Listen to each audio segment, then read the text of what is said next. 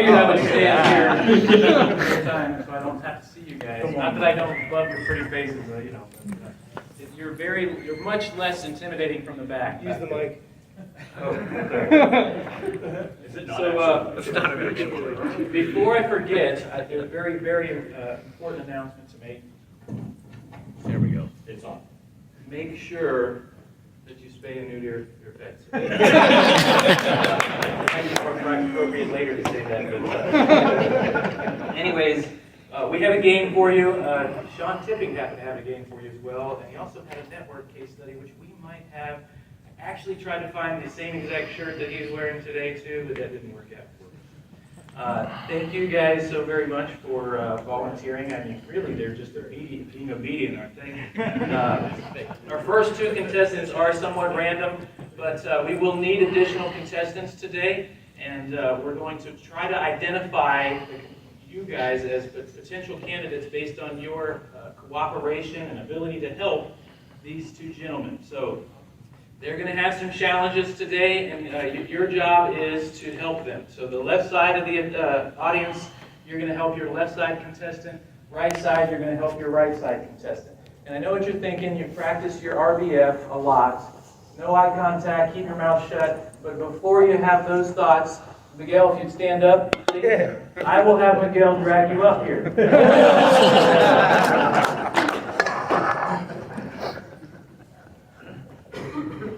Is this not working? Did they transfer the little remote over? It's not working. Wait, did you turn the switch on? Did you try plugging it in and unplugging it? So the very first thing they have to win, Keith, is where are you at? Try and fix your mic. No, that one doesn't work. Is a new car to diagnose. Actually, before I go too farther, I forgot one thing. Actually, every one of you had the opportunity to win something, and it was, if you'll check underneath your seats. Yeah, check under your seats. I'm totally kidding, there's nothing I advanced the slide too fast. What you're going to win is a new car to diagnose. Number 12. Well, I have some back there I've been sitting on. Anyways, we do have a case study that we're going to kind of intertwine into this game. 2018 Camry 2.5. When this client came to us, she called. New Time never dealt with her. She said that she wanted an estimate on a main camera. So after doing a little bit more digging, we determined that she did have a warning message. She took it to Toyota. They said she needed a main camera. And so we invited her in to see what we could find out about the situation. When she did arrive, one of the first things we always do, right, is duplicating a concern. And it was easy in this case. When we pulled the vehicle into the bay, and this is literally how we pulled the vehicle into the bay, we saw lots of warning messages. In fact, there was like 6, and they were flashing so fast that we had a hard time even seeing them, so we took pictures so that we could document that. Also, warning chimes going off, pretty crazy as well. So, yeah. Did you borrow Jim Morton's phone to take those pictures? We talked about this, Rich. You're not supposed to embarrass me in front of my friends. Okay. Anyways, actually, at this point, we had a pretty good suspicion that we had like electrical noise or probably a communication problem of some kind. So we knew enough at this point. We did like a really quick handheld test on the vehicle to make sure that it wasn't showing excessive ripple with a handheld charging system test. We didn't see anything, so we told her, I don't like talking to my customers, but my service advisor was kind of busy at the time, so I actually walked her outside. And this is probably why I failed at this, but we told her what we thought we were going to need, what was going on with the vehicle, how much it was going to cost to test it, and she told me that I was crazy and decided to leave. So that's the end, you guys. I had a great time. Good job. Just kidding. She did come back, right? She came back. So we brought it in, of course, the second time around. That's probably why you have two very different pictures. The second these 3 fuzzy ones, a hurricane was happening inside the car. brought it back in. We use a Toyota TechStream to do a health check, and this is what we see. TechStream obviously is a very cool tool, but for presentation purposes, there's codes up there, but there's no descriptions, so we went ahead and added the codes and the descriptions and what modules they came from. Air conditioner, main body, navigation system, and combination meter. All of them are complaining about a communication problem, right? And we're targeting ABS module, steering angle sensor, airbag, things like that. So we initially thought we had a communication problem. We can see from the codes pretty quickly that's probably the case. So, is that mic not working? You have a big voice. I can make it work without a mic. So, these contestants are here, and their job at this point is to bid on an item that we're gonna show them, and they're going. The option is whoever wins or bids closest without going over MSRP is going to move on to additional challenges, which you guys are going to help them with, including this bidding portion. So, Keith, if you'll tell them what they're going to bid on. The Autel MS906 Pro. The newest 906 series tool from Autel. Awesome. That was pretty good. That was really good. That was really good. I knew that sign would come in handy. You guys need a kickstart after all this long weekend. So, Nick, you will go first. What is the MSRP for this? You cannot use your phone! You guys were just at the show. I don't know if they have it here, but what are you thinking? Should the audience know? The audience, you are supposed to help, please. Come on. Left side, you're supposed to help Nick. $1. $1,500. Chad. $1,501. $2,200. I don't even need you to do the calculator. Okay. Chad wins. Everybody give Chad a round of applause. Chad, you no longer have a seat in the contestant row. You got to actually leave the entire. I'm just kidding. Come on over here. Come on over here, or over here, wherever you prefer. Under the table. So, actually, you're supposed to be over here. What are you doing? You're supposed to be over here. Chad, this is the first. Well, you got to stand up for this. Okay. This is getting out of control here. Obviously, you knew. We'll let you go. So, Keith, would you tell him what he has a chance to win, please? Yes, I am to win the Test Lead and Ant Probe Organizer Pack by Train by Text. There we go. Yes. In addition to that, 4 entries into the Picoscope sweepstake. Thank you. So Train by Text donated these. Yes. Thank you, Train by Text. More importantly, Brian Cotto makes those products, and he set up the sweepstakes on the website. I would have gotten a better picture, but this is the best one I could find without his makeup on. So Chad, are you familiar with this game here? I see it sometimes, yes. You've seen some, why were you not working? The Rat Race is an awesome game. Are you excited to play it? Yeah. Very exciting. Well, we would be excited to play with you too, but Richard couldn't get it in his carry-on. Instead, we have a question for you here. And you guys, don't forget you're here to help him, please. The question is, what new feature on aftermarket scan tools can be helpful for network diagnosis? We have A, Mode 6, B, data graphing, C, bidirectional control tests, and D, network topology. And before you answer, don't forget you have a resource here. Come on, don't be deadbeat. It's D. Chad, congratulations. You are the new owner of some cool TBT stuff and 4 entries you have to winning us. Let's go.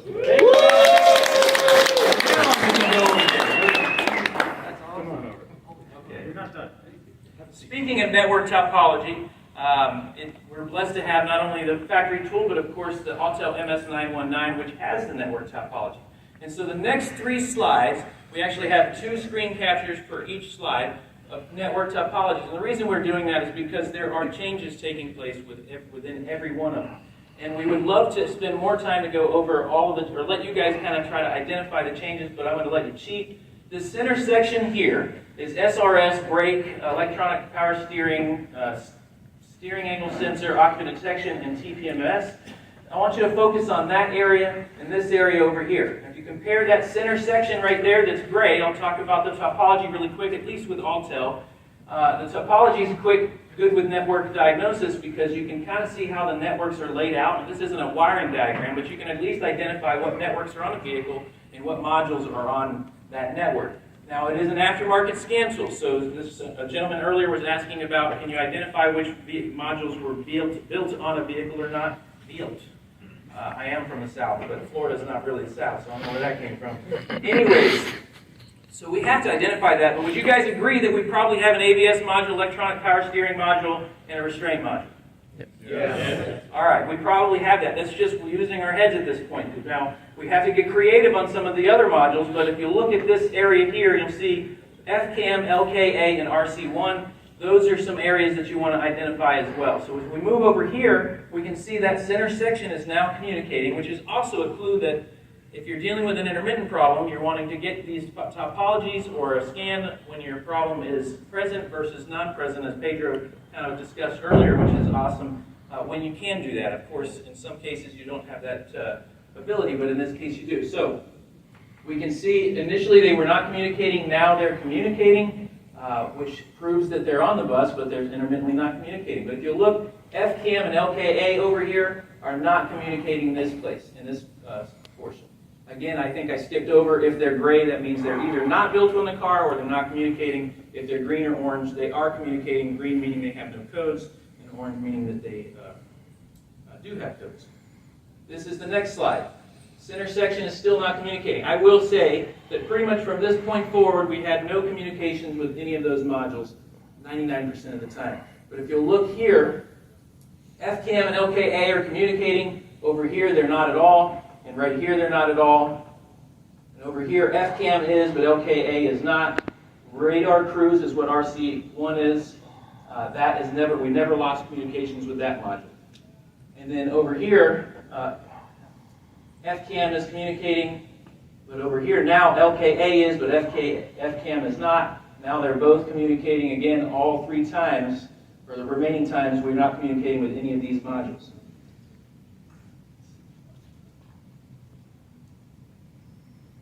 I quickly can identify, by the way, that we're dealing, this violet bus is called bus 4, and we're dealing with a total network failure, right? None of the modules are communicating on that bus when the problem is present.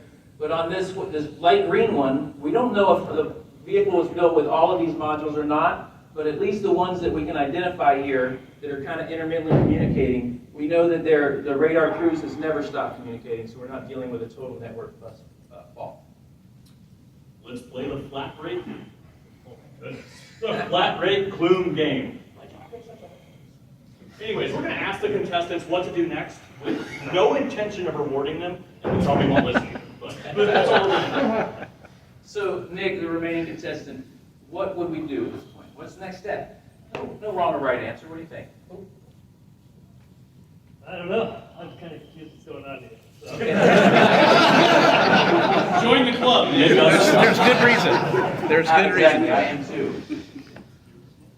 I'd probably clear them off too and came back immediately. There you go. There you go. That's a great point. We're not going to listen to you. That's I'm very used to that. So we just did a visual inspection Baseline. on the vehicle, and during the visual inspection, the only thing that we did find at this point is that there's some corrosion around the battery tray. The battery looks fairly new, like it had been replaced somewhat recently, so there's no signs of the leaking, from the current battery has been replaced, but just some corrosion through a pretty thorough visual inspection inside and outside the car. No aftermarket accessories or anything like that.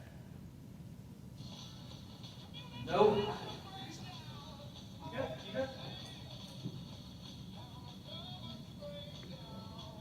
Oh, it's from here. This is how the corrosion starts. Now it's worth a try. Well, I worked really hard on that. If you guys don't mind, give me applause for the tiny gigantic. job. Come on. High quality Led Zeppelin. It would have worked magically. Obviously, symptoms look like we have communication problems, the topology, and the codes as well. Buddy says, look, the boot fits, so it's probably a topology issue. If we go back to this, we have 2 choices, right? Do we think initially, I mean, at a glance, I'm not thinking that this bus here and the symptoms we're experiencing from this have anything to do with what we're seeing over here. So we have some decisions to make at this point. We look at a wiring diagram, by the way. This is bus 4. What's really cool about this is this purple-violet bus that we're experiencing total network failures on is called bus 4 on the topology for Altel. And it just happens to be bus number 4 on, Toyota calls it bus 4. I thought that was pretty cool. So this is the way it works. I want to say really quickly, all scan tool communications with any module on this vehicle, I'll say with the best that I looked throughout this case study, is going to go through the network gateway ECU. So we have DLC goes to the network gateway ECU, so any scan tool to module communications are going to go through that network gateway ECU, which is something to consider when we're dealing with network problems is, are we dealing with just a scan tool that can't communicate with a module? Or are we dealing with actual communication problems where modules can't talk to each other? Just something to consider for your case at this point. But because we saw codes with other modules not satisfied with being able to communicate with any of the modules on this bus, we know we're dealing with a legitimate total network bus failure. So network gateway comes up. This is to kind of highlight the main portion of this network. Network gateway comes up, over to the right, up, over to the right, down, over this junction connector, down, over to the right of this junction connector, and then back down. That's the main portion of it, and of course we have branches here to the occupant detection ECU, tire pressure monitoring ECU, brake actuator assembly, power steering, steering angle sensor, and airbag. Let's look at the other bus. The other bus, network gateway ECU, comes over, down, this junction connector, over to the next junction connector, and then back to the network gateway ECU. Something I wanted to bring to your attention as well, when you're diagnosing cars, especially with network communication problems, don't assume that there's only one network diagram. So you'll see one and you'll be like, this is cool, I found it, but maybe there's not as much information you want from it as you thought that you'd like. Look for another one. In this case, Toyota has a couple of different types, like a schematic, kind of traditional versus actual diagram. There could be good information that's in one and not the other. So in this case, we talked about trying to identify which modules are actually built on the bus. In this case, it is actually just the forward recognition camera and the millimeter wave radar assembly. So if we look back at this topology, we have a lot of modules that are on this. A lot of them are gray, but we can identify that actually only 2 modules are on this bus, if you don't count the network gateway ECU, that is. But what did we notice about this area here? We always have communication with the radar crews, but we had intermittent and toggling communications with what the topology calls FCAM and LKA. For those of you that are experiencing this, anybody want to share why the diagram shows 2 modules, but at the topology we clearly saw at least 3 of those modules were communicating? Nobody knows, guess what? Neither do I. So we're moving on. I'm just kidding. So I look at this, I'm sure there's lots of folks in the room that know a little bit about ADAS. I don't know a lot, but I know enough to know that most of the lane keep assist is going to be kind of like a feature, and from one manufacturer to the next, it's going to be called different things, and then there's passive and active. They'll just warn you or actually take control and steer you back into a lane. That's going to use, most of the time, or at least in my experience, going to use a forward recognition camera or front camera. So it was confusing for me to see actually FCAM and LKA, partially because I'm just not that experienced with this, maybe with Toyota, I guess in this case. But I thought that it was confusing to see. When I saw the diagram, I was thinking, okay, as far as scan tool wise, I mean, in communication wise, it is its own separate, module. But hardware wise, it's probably all just in this forward recognition camera. So we're going. We have an empty seat here, sir. You want to see if you can help us with that? Yes. Come on. Kyle Kearns, come on down.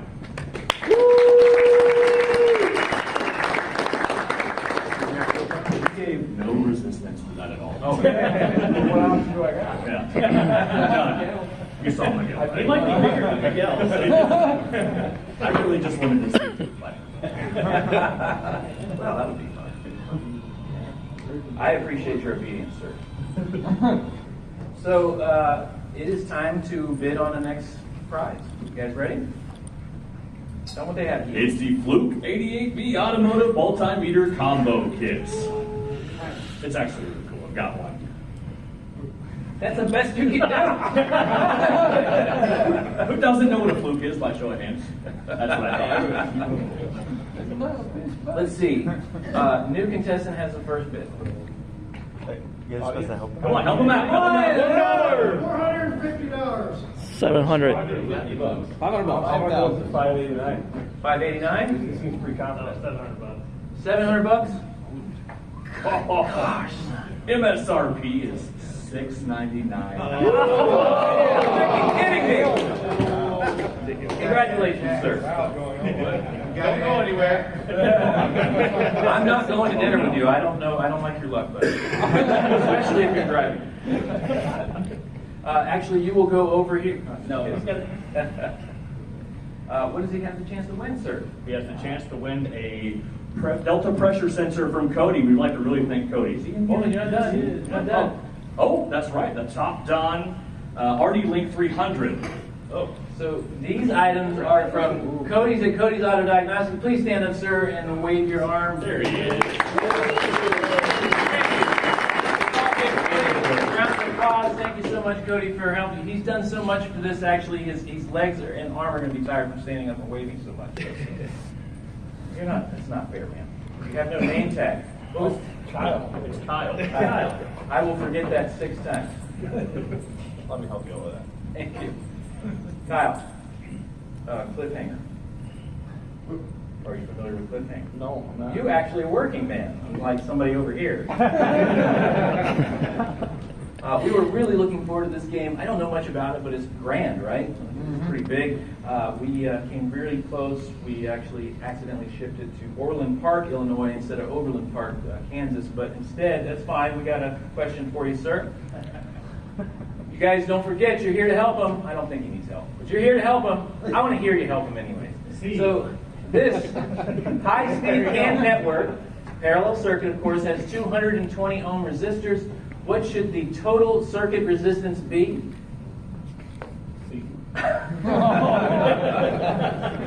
Well, you're making me. Well, more I didn't know if I was supposed to wait for that. Or... I mean, it's way more fun that way, but it's fine. Congratulations, sir. You are the new owner of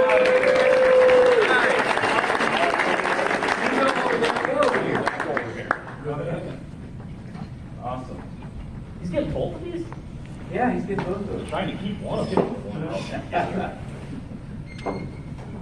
All right, so we have bus 4 again. It is time to do just that. We're going to locate the network gateway ECU. Older cars where you had scan tool communications that went straight from the DLC to modules, maybe a lot of times you would check maybe resistance at the DLC. Of course, all scan tool communications go through the network gateway ECU, and we already saw from this diagram that the network gateway, how it's configured. So we need to go to the network gateway ECU at pin 22 and 7 to see what our resistance is. And we have 58.42 ohms. So Keith, what the hell are you doing back there? You just taught a network class. What does having resistance of pretty much where it needs to be tell us, and what does it not tell us? For me, it tells me that the network is most likely, at least circuit-wise, has good integrity. We don't know about shorts, but we know that most likely ants are good. All right. I didn't even hear you, but I thought it was funny. They were laughing, so I figured I would laugh too. But good job. So we don't have opens, right? Because if you don't know, like this diagram does not show where the terminating resistors are. But if you see this and you're kind of curious, I mean, probably do some research. You can find it. There's probably another diagram as well that will show you where they are. But if you just use common sense, they're probably going to be being terminating resistors at opposite and opposing ends of the network. So most likely it is at the gateway ECU, and most likely way over here, we already talked about it, goes up, over, down, over to the airbag sensor assembly. And so it's probably the other one is at the airbag sensor assembly. Why is that important is because if we have 60 ohms of resistance, what we should have, or close to it, then we know that there's probably not an open, at least in the main portion of the bus. We could still have an open here, or an open here. But do you guys think we can have an open in this branch, this branch, this branch, this branch, and this branch? Probably not. I would give you time to answer. It's rude of me to answer for you, but we obviously don't have much time. So what we're going to do, what am I doing? Oh, I just went back, see?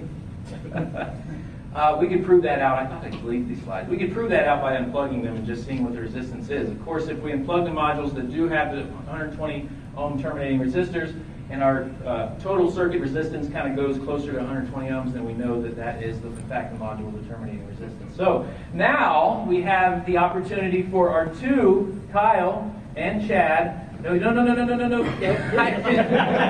know it's painful, but trust me, you have. Did you see what these guys wanted? Fine. Listen, where's the dang podiums, man? Come on. I thought this was for the final. He was already embarrassed. No, He sir. doesn't want to wear one now. He had to wear it. And he must wear one. I am so sorry. This is not my idea.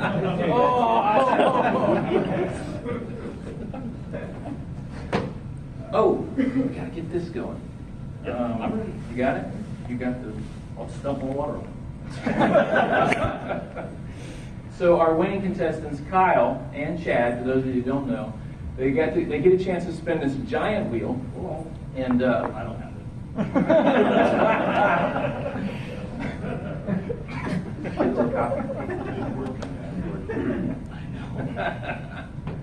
Oh, you guys get to see ahead. Great. Cheaters.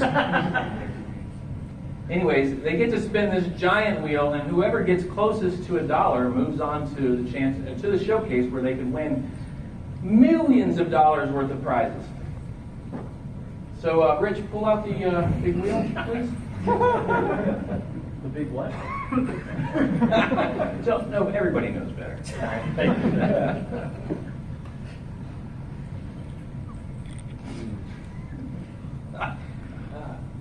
This is what literally Adobe Flash. hundreds of hours worth of preparation does for you.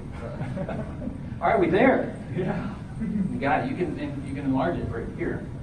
You know, Run it's a this. small wheel now. It's a big wheel. So, Chad goes second. Kyle, you come on up and spin the big wheel, please. I'm used to push the button for them. Oh, come on. So just one single left click. There we go. It's on the show. You of course get two spins, but Matt told me I could only get one spin per contestant. So. And we didn't want to do the math. That's the biggest thing. Oh my God! Chad, you can still get $1, buddy. Chad, oh, come on!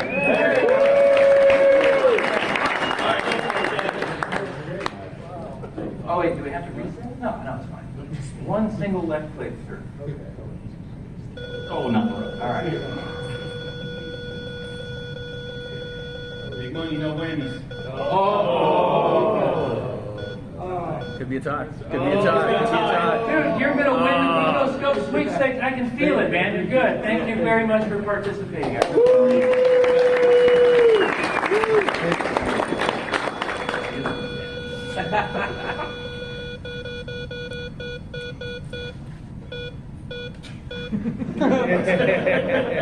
Sounds like a heartbeat.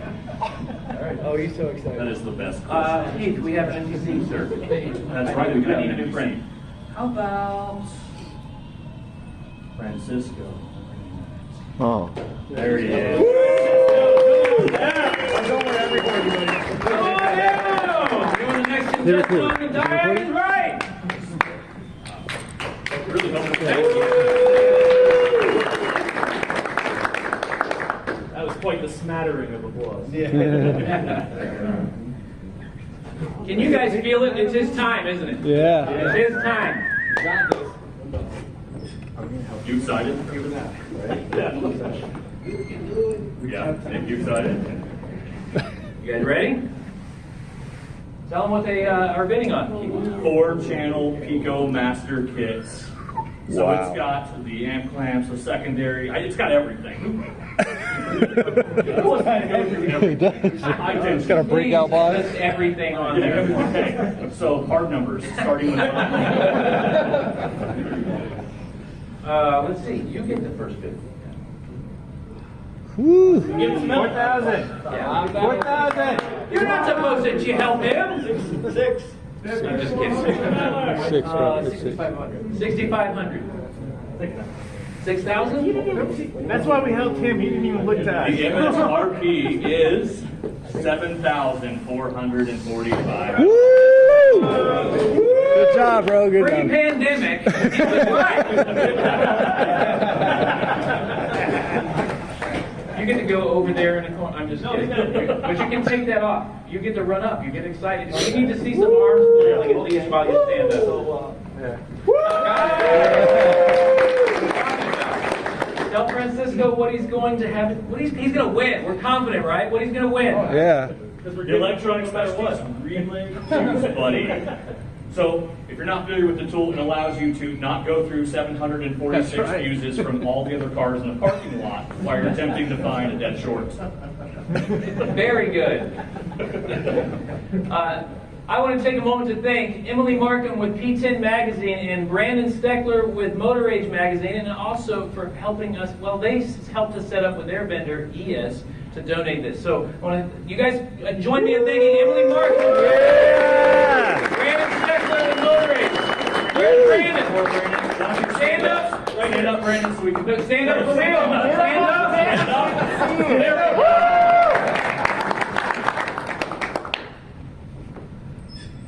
Are you familiar with Holden 1, Francisco? I think so. Well, you're supposed to say no. We want to think that you're working with it.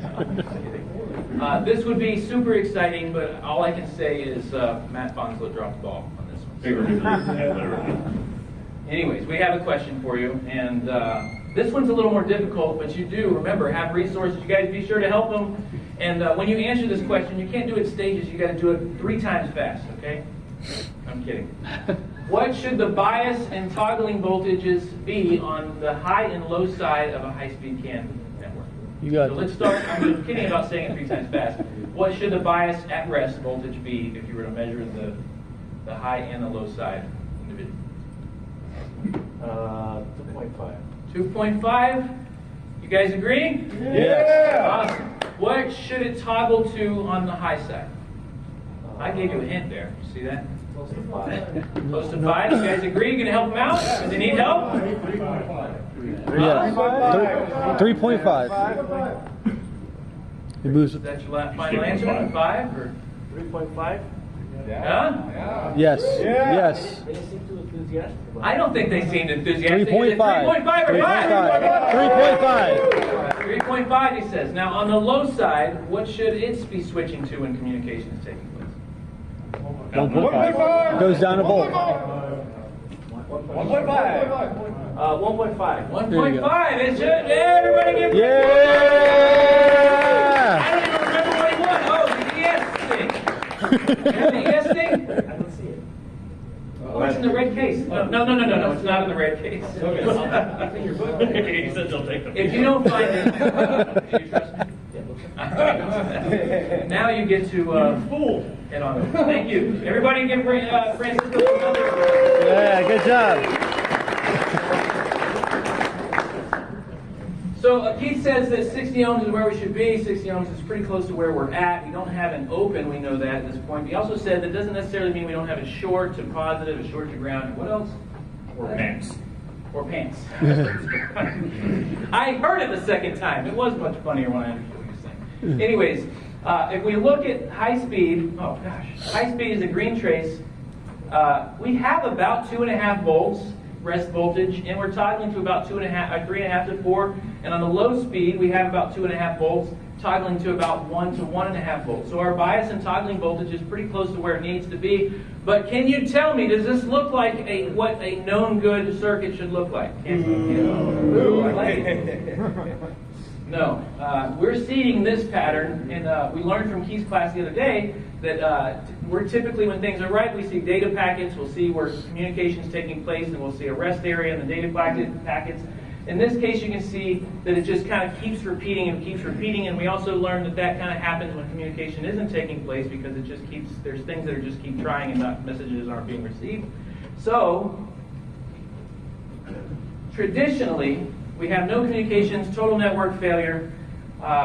We got 60 ohms of resistance or close to it. We see the bias and toggling voltages are pretty good. At least in my experience, I don't necessarily think, if we're looking at, if we were shorted to B+, which we know we're probably not, or because we have 2.5 volts, right, on both the bias voltage and our toggling voltage is right. If we were shorting to B+, we'd see something very different, right? We'd see it closer to source voltage. If we were shorted to ground, we'd see something very different too. We'd see it's much closer to 0 volts as well. If we had them shorted together, they wouldn't be opposing. We know that they're supposed to oppose one another, and if they're shorted together, then we probably wouldn't see them opposing each other like this. So this tells us a lot of information really quick. It's probably not an open because we have 60 ohms or close to it. Not a short to battery positive because it's not near source voltage. Not a short to ground because it's not near 0 voltage. And not shorted together. That's a lot of information. So in my experience, when I know all of that and I see this, I kind of think that we're dealing with some kind of module that's corrupting this bus. So traditionally, when you're dealing with a module that may be corrupting the bus, you have to make decisions. Traditionally, we would just unplug modules that were on that network one at a time to see if the waveform got better or we restored communications with anything on there. But of course, we also realize that there are, I'll use key terms. I learned a lot in his class yesterday. We have access points, which everybody had a data diagnostic case study, didn't they, today? We have access points like inline connectors, splice packs, and junction connectors that we can also locate and do what Keith calls is divide and conquer. So strategically, we can find those connectors and do that. But in my personal opinion, finding those connectors is not always easy. Sometimes, in our case, we're very lucky. All of the components on this bus are really accessible with the exception of one. So let's walk through it. We're going to locate the components. Of course, we know that we have the network gateway ECU, which is under the dash on the passenger side. We have the occupant detection ECU. So again, what we're going to do is locate these and just unplug them. If they're really quick to find, we can easily access them. We're going to unplug them one at a time, see if we restore vehicle communications and our scope waveform gets better. Occupant detection. We didn't have French fries and tater tots and chicken tenders on the floorboard of this car like Pedro did on his. So we went ahead and unplugged that module, and we still had weirdness. We went to a real scope, by the way, by this point. Not a sponsor. Oh my gosh. That was kind of a jerk thing to say, wasn't it? You guys back me up? Cheer at least. Tire pressure is the next one on the list. Tire pressure ECU is C-pillar, just a couple pieces of clips that we pull the trim away and we can access that connector really quick. We unplugged it, still have a bad waveform and did not restore communications with the modules on that bus.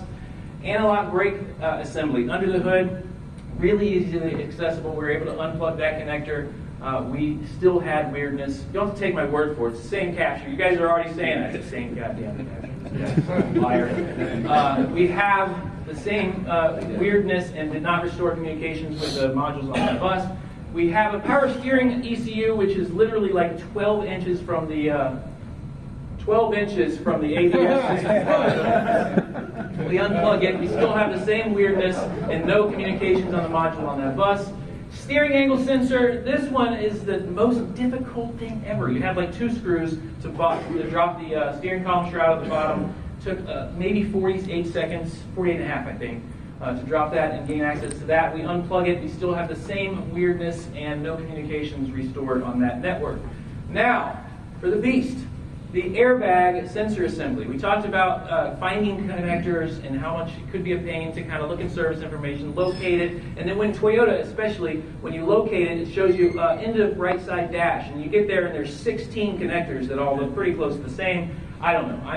I'm fighting that, but now I'm fighting this, right? Nobody wants to pull the center console. We probably thought about pulling it for 28 minutes, and when we decided to, it was the 30 minutes. You know, it takes 5 minutes. You guys have been there, right? You're hemming and hawing about whether I'm going to pull this thing, and it's really not a big deal. So we gain access to that. You guys probably said, you're so full of crap, Brin. You already showed us you unplugged that, and the resistance went to 120 ohms, so you already had it off. But anyways, we unplugged this. We did not restore communications, and our scope waveform was bad. What we did recognize, though, is that when we disconnected the battery, the scope waveform actually got good and we restored vehicle communications. But we unplugged every single module on that network. With the battery disconnected? Yes, with the battery. You mean when you put it back on? Yes, sorry. Just want to make sure. No, that waveform happened with battery disconnect. Don't challenge me. We unplug every module on this bus. We have weirdness and we have no communications. We totally expected something different. Have you guys been there? You have a game plan and you're doing something and you're totally expecting something. You got this, man. People were trying to help me at this point, and I'm like, would you leave me alone? I've got this. We'll get there. It was painful. Anyways, but I was very disappointed to see that. We learned that by disconnecting the battery and reconnecting it, we restored communications and the scope waveform looked good. Very confusing, right? So after this, decided there's no way. Maybe I didn't disconnect. I'm just questioning myself, like my sanity at this point. I'm going to disconnect these modules one at a time. We all learned that they're very easily accessible. We tried again, still the same result. This is a literal picture of this Toyota Camry punching me in the face.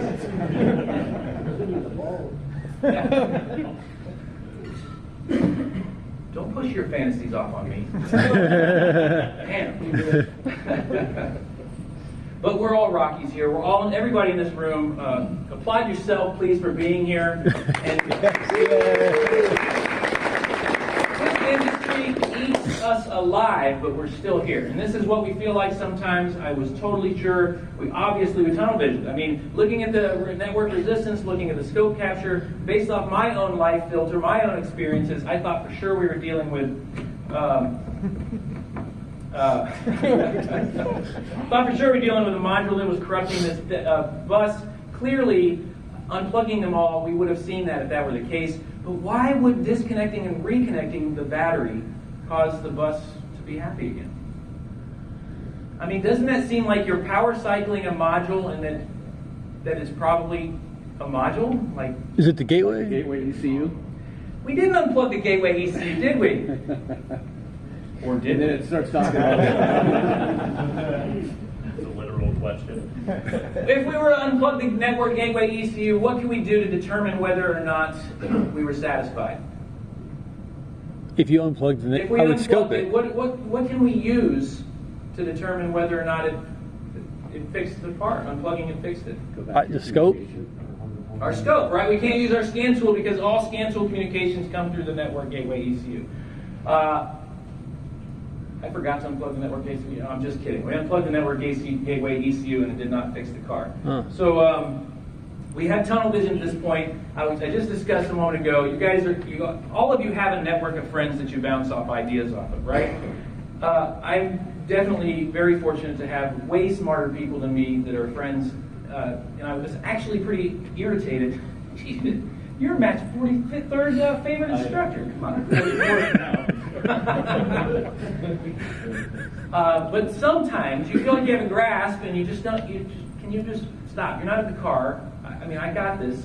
And then, of course, you come back with your tail between your legs and you're like, maybe I don't. So, anyways, the man, the myth, the legend, Keith DeFazio, maybe cheer. Even if you don't know him, even if you don't like him, cheer. Keith DeFazio.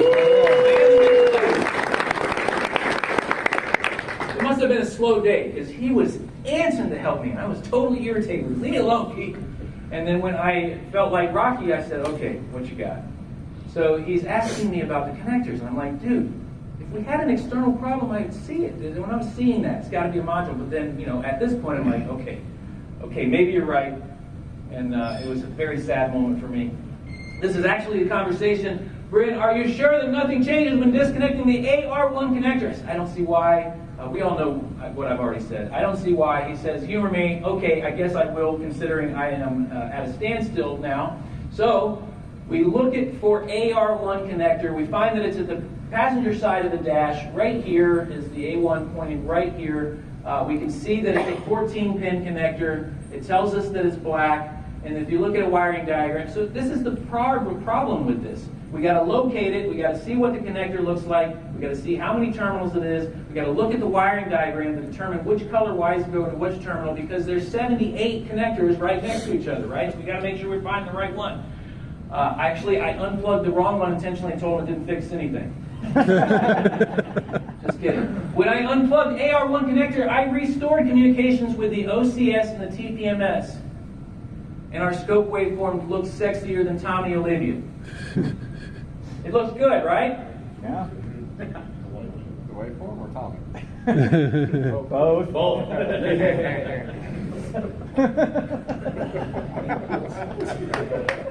I don't have to say anything, right?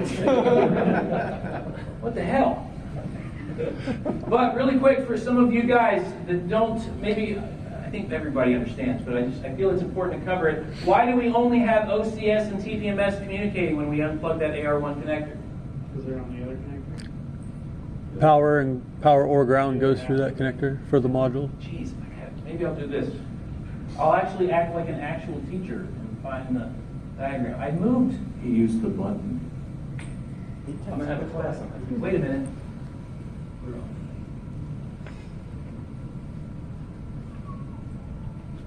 We know that Scansel Communications comes through this network gateway ECU. Here is the AR1 connector.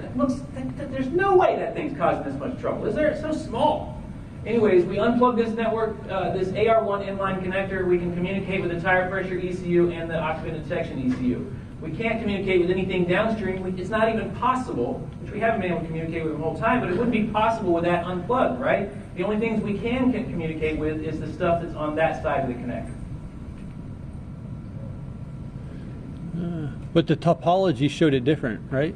Topology might have showed it different. That's something to be very careful. Thank you for bringing that up. The topology in this case... Yeah. The topology in this case does a very good job of even identifying what Toyota calls the bus and identifying what modules are on the bus. But don't rely on the topology to identify where the modules are actually on the bus. Thank you for bringing that up.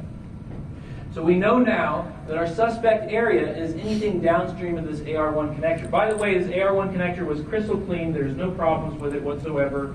So we plugged it back in. What would we want to do next? And if you don't answer right, I'm going to ignore you. The junction connector. Junction car. Junction car? Call Matt Fanslow. Look for the other connections in line. Pardon? Check the other connections in line. Check the other connections in line. Did you want to be a contestant? Very good. That's what we did anyways. Right or wrong, there's probably several different ways of doing this, but the very next one we can see is A67. So we decided to locate A67, which is on the left side of the dash with 38 other connectors. But we could identify which one it is. It's actually that one, the gray one right there, the kick panel, or to the left side of the dash, like I already said. We unplug that. We have no communications, and we have weirdness. Huh. So we know now that our suspect area is between AR1 and this what did I say that was? A67? Yep. A67 connector right here. The A67 connector was perfect as well. So it's a problem in the harness between the connectors. I don't see that a lot. Do you guys see that a lot? So we did a visual inspection knowing that the AR1 is at the right side of the dash, the A67 is at the left side of the dash. We could easily kind of see how, knowing that information, we can kind of trace visually, which we already did a visual inspection. We're going to do another one. So this picture here is the harness coming through the firewall under the passenger side dash. This one is here coming through the firewall under the hood, under this ABS module. Here's the mirror and flashlight under this ABS module. We didn't see anything physically obvious. The next picture is it coming from underneath the ABS module over to the left side of the car. Here's the center section at the firewall. Here's it coming probably less easy to, can I use a double negative? Less easy? Probably not easy. No, you I was can't. trying to. It felt like it, and I figured I would try harder. But anyways, here's the driver's side coming up the firewall, up the strut tower, and then it goes back into through the firewall into the driver's side. I don't have a picture of it coming through the driver's side firewall, but you'll have to take my word for it. Visually, I didn't see any evidence of, you see some of this stuff, of course, usually impact would cause some kind of short together or short to ground or something. So we didn't expect to see anything. We didn't. Maybe rodent damage or something weird like that. We didn't see anything physical. So Keith, we have an empty seat again. It's always this one. It's all your fault. You should switch. You should go over there. Yeah, Maybe you should come lucky seat over here. I don't like those guys. You can stay put. How about Ray Herbertson? Come on down! Yeah.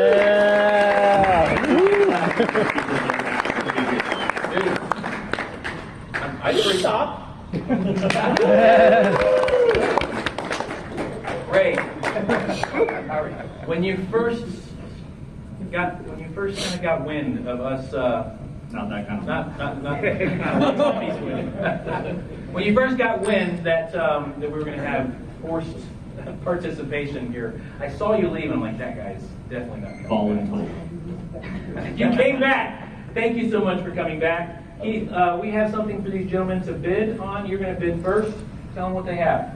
It's that thing. The red line detection Easy Connect EVAP test port adapter kits. Nice. So remember, it's just the adapter kit, but it comes with the little snazzy ones that click right in there. Yeah. So part number starting from left to right. No, do the part number. We're already late. Keep it. Okay. That's why I started making sure. So this is on my shopping list. I'm really excited about it. What do you think the MSRP is for this? You can help her guys. $30. You guys want to help? $30 sound right? I get 60. Want to try again? What do you guys think? It's brand new. $39.99. All right. 47. $47. $1. $30? Yeah. You should ask the audience. Does anybody want to help this gentleman here? That's gotta be. 48. 48. You said what? 47. You said 47. You said 48. 40. It's not $48. It's MSRP. Go ahead. Sorry.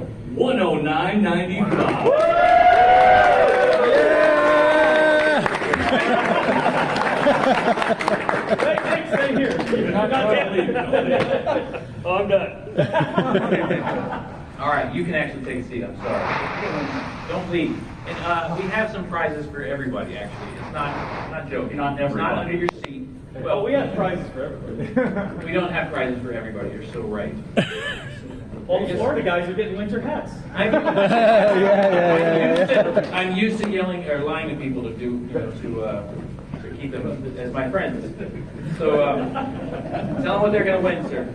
The AS Wave Or what he's Surfing going- Coloring Code hat and the U. No, thank you. Oh, it's over I'll here. just let you do it. Signal No, duplicator? we That's pretty got cool. some stuff from AES Wave. We've got the U-split signal duplicator, the color coding hats, and then I think we have more, right? Oh yeah, sorry. Yeah, there we go. And the U-isolate and the Nice. bypass lead set. So the U-isolate we talked about earlier, using jump and splice packs, fantastic tool. I said that backwards. The U-bypass kit though is a really long lead where you can basically just jump from one side network to the other. Can't have Already twisted pair, Already shielding twisted. as banana ends on the ends. For AES Wave. Thank you, George and Carlos from AES Wave. So, are you familiar with Plinko? Every day at work, yeah. You play Plinko? I don't even know what that means. The owner's here, we should know. Unfortunately. Given our track record, do you think we're going to play Plinko today? I'm afraid if I'm going to make it home. I am too, based on your luck. We're going to play! No way. All right, so where are the chips? Oh, you got the chips. All right, come on over. You're going to play. You have zero. You're going to drop those one at a time. You got $0, $1,000, $500, $100, and $10,000. You're not going to win any money. But we have a question. And so, you're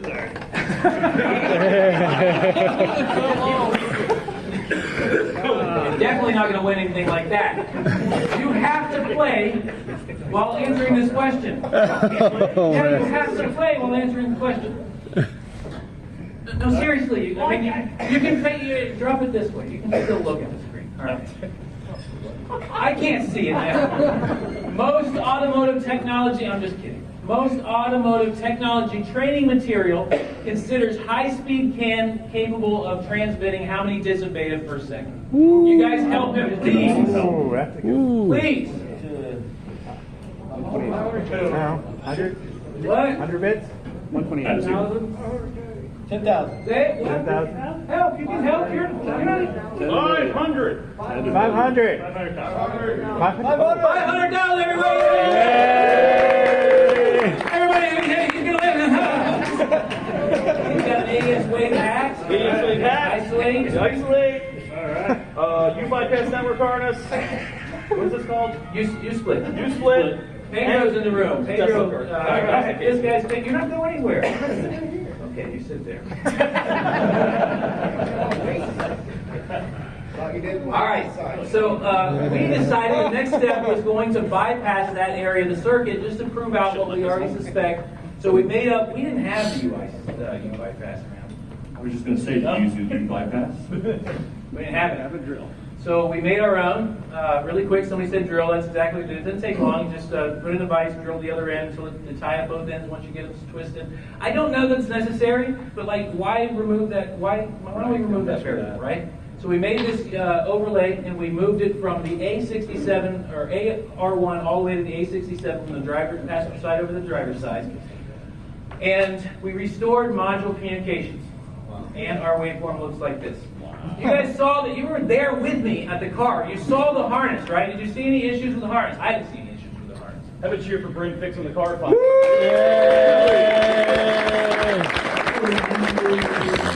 doesn't get that much, so it's like, no, it's not fixed. That is true. He doesn't get much of that either.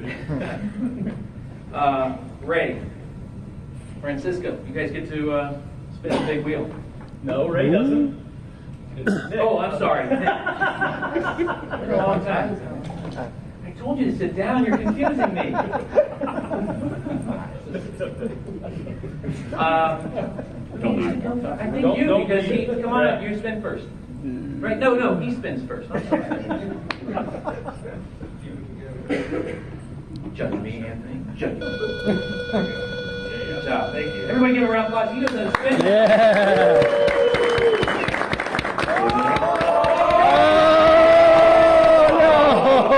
Oh my God. That's called Oh. He's like, I'm sitting down, man. Over this crap.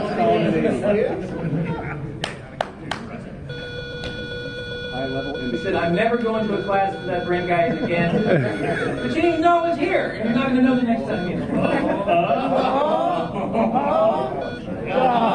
Francisco, you are going on to the showcase. Oh, we got to go back to the PowerPoint really quick. We're going to breeze through it here. We're already late. I apologize. Thank you guys for sticking with me. But wait, there's more. There's the other network. I'm going to breeze through it really quickly. We know this is not a total network failure, but we have that FCAM LKA, which we know now is part of the forward recognition camera, which is right behind the windshield. In this case, it's just one module that's intermittently not communicating, so it's much easier, way less interesting. That's why I did this one for last. All we really need to do is check power and grounds at that and check the network. Because it's on the same network as the radar cruise, which we never lost communication with, if we compare the network, we're going to scope it. If we compare the waveform at the forward recognition camera as to the radar cruise with never lost communication, and it's the same, then we're done. We checked the power and grounds, it's good. Now we're going to scope it. There's two networks though. There's from the network gateway ECU to a junction connector to the radar, and then down, branching onto the radar and down to the forward recognition camera. But there's also this dedicated network that goes between the two of them. So we're going to look at both. I believe that all we really need to focus in on is this, because that's scan tool communications. This one's just dedicated between the two, but we went ahead and checked both. So we scoped both, and this is what we see. Would you think that they look the same? Yes. Green trace and gold trace, maybe one. I got this kind of goofy. Can high on the blue trace, can low on the red trace. That's at the forward recognition camera. The green and gold are at the radar cruise. But then it does this weirdness. That's kind of weird. But again, we've never lost communication with the radar cruise, and we can see that the waveform's the same at both spots. This is the dedicated circuit between the two. What's interesting is every single time I scope this, when it was passive, no activity happened, I saw this weird wave in the waveform. but I don't even think this is really important for the lack of scan tool communications with that module, because this is a dedicated between the two. But anyways, at least they look the same, and again, we never lost communication with the radar crews. So what we decided to do is put a bypass in this case too. I don't think that it's necessary, but because it's weird that the symptoms started about the same time for her, and it's also weird that we saw this, that's weird to me, right? That kind of looks similar to the other one where it looks like there's probably not any communication happening at that point. So we went ahead and ran a jumper harness between the two, and when we did, we still had no communication with the FCAM and the LKA. So to me, I know enough to confidently decide, in my mind, that the forward recognition camera needs to be replaced, but I think that there's probably something going on in the harness there as well. I suspect that they're talking to a field service, I didn't talk to him specifically, I talked to a friend that works at a dealership, and he actually got a hold of a field service engineer, and he said that when they had these series of codes, they found that battery corrosion wicked inside a harness and caused communication problems. What did we find early on in our visual inspection? Battery corrosion. So not direct short to anything, but the corrosion itself possibly wicking into harness. At least we know that they're sensitive circuits, right? They're very sensitive.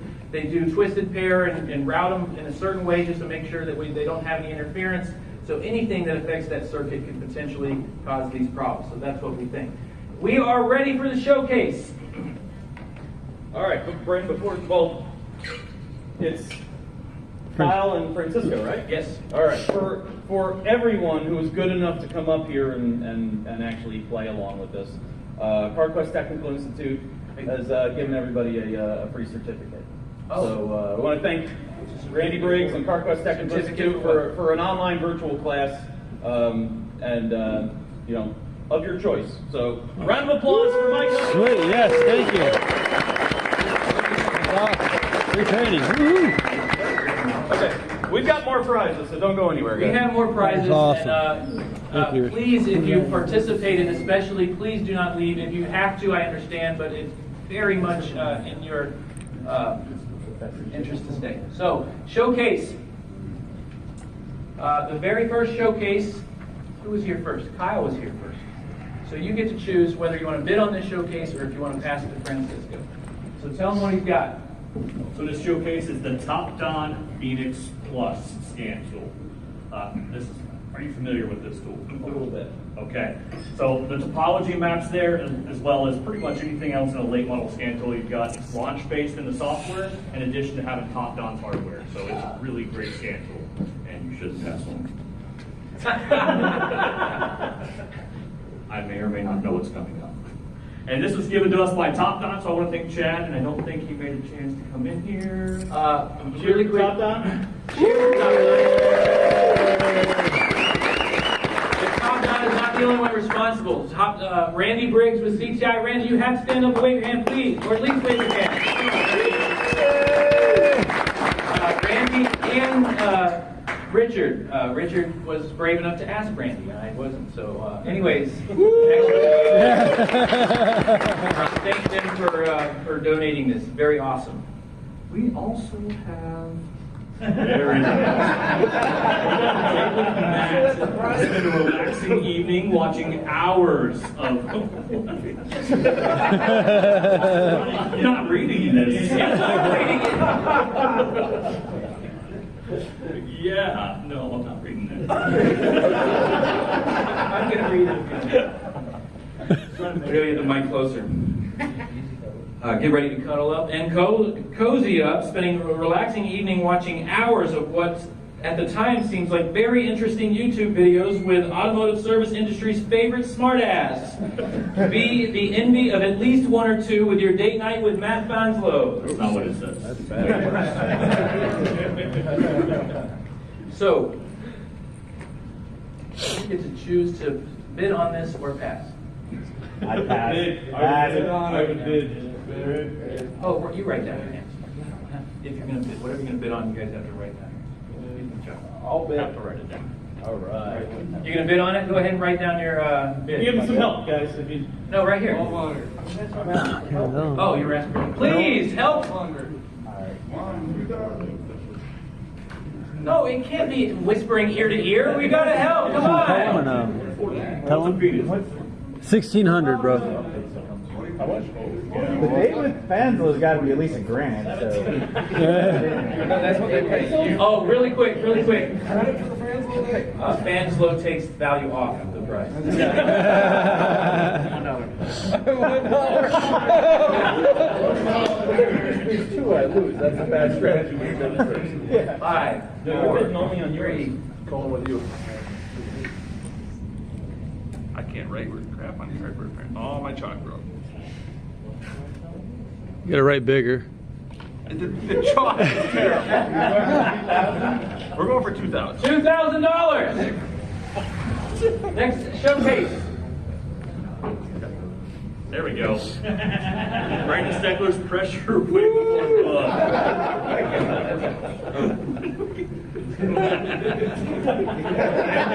subscription to L1 training. So that's just an online training.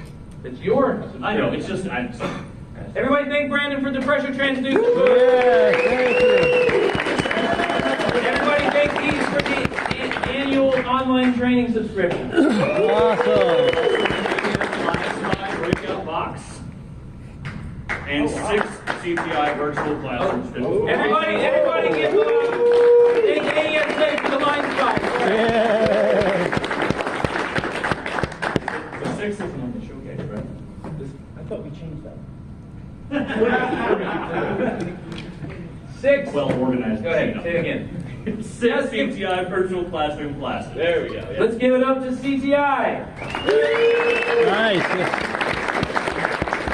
Randy again, like backwards. Oh, that is backwards. We already applauded George and Carlos Ministry. There's more. Go to the next slide. Yeah, there we go. Then Cody did another Delta pressure sensor kit. Oh, yeah. Thank you, Cody. You gotta wave. You gotta stand up and wave. The Power Pro 3 Pro kit. So this isn't You just did the it Power Pro on 3, all it's of also that? the The price? multimeter and the lead set that comes with it. Nice.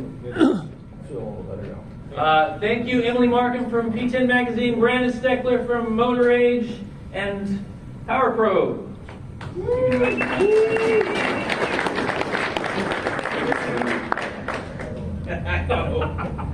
And the date with Matt. Read it. You guys want to help them. So what do we have? We have,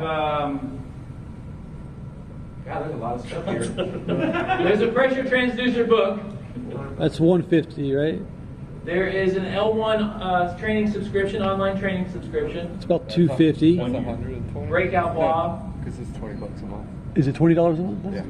I thought it was 25. Yeah, I thought it was 25. CTI, 6 That's how much I CTI paid just in my online bill. training classes.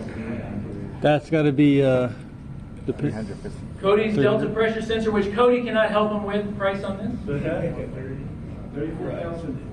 I think it's probably 150, 100, 150 bucks. No, I cut that one. Did you? Power Pro Pro kit. I think that's like 3, roughly 350, something like that. I heard a good number out there. Yeah. And the day with Matt. Priceless. How much time should we give him? Are you done? You got it? So you You didn't bid. even ask us. You guys want to help? 1670. Say, do 1670. Anybody want to help? Probably a pretty close price, bro. You guys are. Remind me not to rely on you guys. Thank you. 1670 for showcase number 2, 2,000 for showcase number 1. Here we go. You guys are. Drum roll. They both have overbid. No way. Guess what? You both get the prizes anyway. Yeah. Oh, that's awesome, bro. Thank you very much, everybody. real quick, everyone really thank all the sponsors. Thank you so much. Thank you to the sponsors very much. Cody, Randy, Brandon,